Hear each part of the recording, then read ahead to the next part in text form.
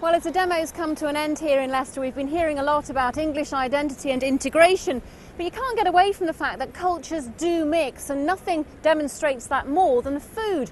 In the past half-century, there's been a real shift in what we eat. Tony Rowe takes a look at the nation's menu.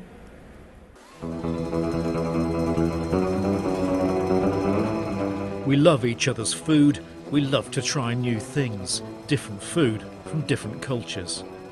We're supplying just under 1,000 Oriental restaurants and takeaways within sort of 50-60 mile radius of Nottingham. But nationally we supply all of the Oriental major supermarkets. It's Sam Sangha's business, and it's made him a wealthy man. People's changing tastes are likely to increase that wealth. Let's face it, it's great food, you know. It's not bland like some of the English foods that we got. And a lot of flavour, a lot of tastes, and a lot of fusion foods going on where you're blending it with English food and Chinese food with Indian food, and you know, etc., etc. Integration of food is something accepted without much of a fuss. Sam Sangha's experience is that unfortunately it's different when it comes to people. When you get a black person come to live, well, coloured people, come to live next door to you, I think it's then as a resentment starts. Plus the fact that these immigrants who are coming to our country, whether it's right or whether it's wrong, they don't live the same as what we live. I mean, you take Indian or something, they start doing their cooking. It's just not up to our part, which we think is not up to our part. So obviously they're going to start complaining about the way they cook, the smell and such things. And I think this is when the hatred turns, is because they won't accept the British way of living. The late 1960s. Enoch Powell had just made his Rivers of Blood speech, filled with foreboding about Commonwealth immigration. That's when Sam arrived in Wolverhampton. At times, it wasn't a nice place to be.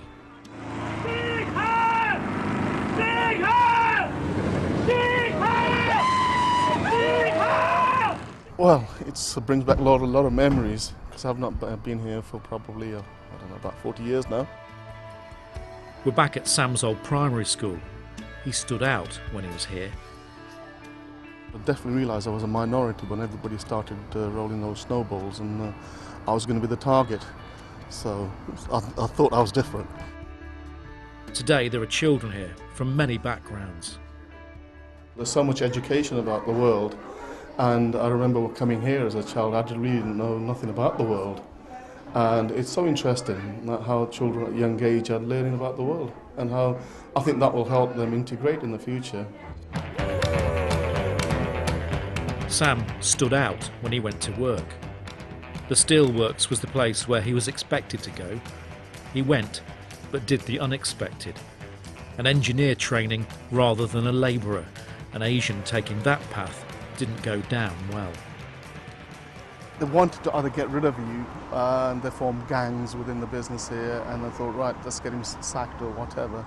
And it was a deliberate ploy to get shot of you somehow.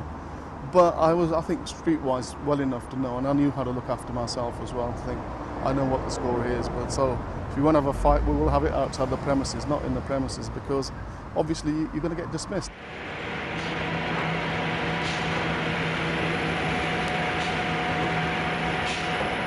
I owe this place a lot, because it taught me a hell of a lot.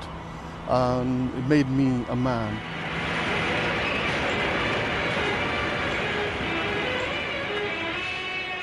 It was people like my uncle and my dad who sort of laid the foundation and gave us the opportunities to achieve what we achieved today. If it wasn't for the first generation, we couldn't have done what we did today. Sam Sangha got away from the steelworks to Nottingham and the food industry. Beijing Gold was basically produced because I felt there's a gap in the market. He's his own boss. He's also done the unexpected again. His daughters work for him, not part of his cultural tradition. Traditionally, within the Indian male-dominated community, they always see as ladies should be at home making food for them when they get home. Because of discrimination, I think I've got this thing in me that I've got to do something to change that if I can. And if I can do that, I think I've achieved something in my life. He's our biggest critic, We've seen him work over the years, and his work ethic is second to none. I don't think you'll ever find 3 Indian sisters that have managed to stay in the same city and work in the family business with their father. The food industry he's involved in is massive. He imports food and drink from around the world and supplies takeaways and restaurants. Tastes are changing, as is how we eat our food, especially when times are hard. During these times, people like a good value for money. And for that, what we do is we give them a proper a la carte meal at the buffet prices. Also doing well in a recession are the takeaways. In the right place, they can do good business. Times are changing now. I think people want to stay at home and people's lifestyles are a lot busier. So it's just good to offer that to people. And even now with our takeaway, we'll have groups of parties call up for meals because they're together as a group and they want restaurant-style food, but they want it in their own surroundings. The problem for takeaways is sometimes not everyone wants one near their home. There's nothing worse on a Friday afternoon or Friday evening to walk out into your garden to enjoy it and have the rift of this horrible mixture of concoctions of fast food. In Derby, the City Council is one of the first in the country to turn down planning permission for another fast food outlet. In Chaddesden, they reckon they have enough already. There's one there and then there's one further in Bungalow as well. There are A, too many, and B, we've got no quality shops. The chip shop that's still there, there's always a chip shop there. But the desire to try something different for many people remains. Integrated pallets. Here in Nottingham, 300 can pack in and eat global foods. All the countries are into this global village kind of a thing. People travel around, there's a lot of people moving in and out of different countries.